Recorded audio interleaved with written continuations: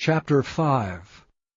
And Moses called all Israel, and said unto them, Hear, O Israel, the statutes and judgments which I speak in your ears this day, that ye may learn them, and keep and do them. The Lord our God made a covenant with us in Horeb. The Lord made not this covenant with our fathers, but with us, even us who are all of us here alive this day. The Lord talked with you face to face in the mount out of the midst of the fire. I stood between the Lord and you at that time, to show you the word of the Lord, for ye were afraid by reason of the fire, and went not up into the mount, saying, I am the Lord thy God, which brought thee out of the land of Egypt, from the house of bondage. Thou shalt have none other gods before me.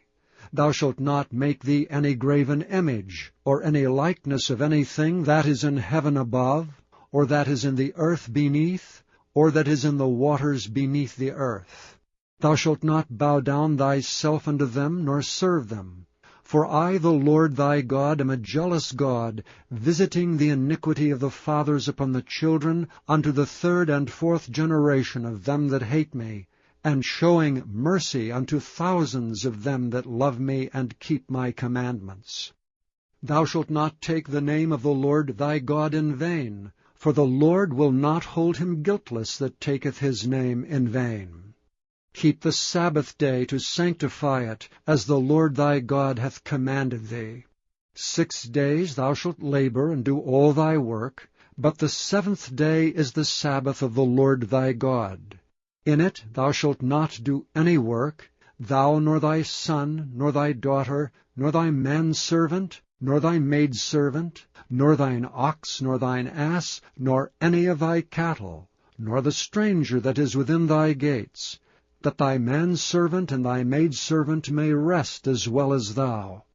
And remember that thou wast a servant in the land of Egypt, and that the Lord thy God brought thee out thence through a mighty hand, and by a stretched out arm. Therefore the Lord thy God commanded thee to keep the Sabbath day.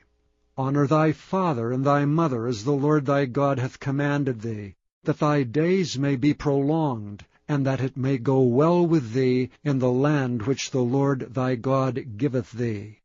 Thou shalt not kill, neither shalt thou commit adultery, neither shalt thou steal, neither shalt thou bear a false witness against thy neighbor, neither shalt thou desire thy neighbor's wife, neither shalt thou covet thy neighbor's house, his fields, or his manservant, or his maidservant, his ox, or his ass, or anything that is thy neighbor's.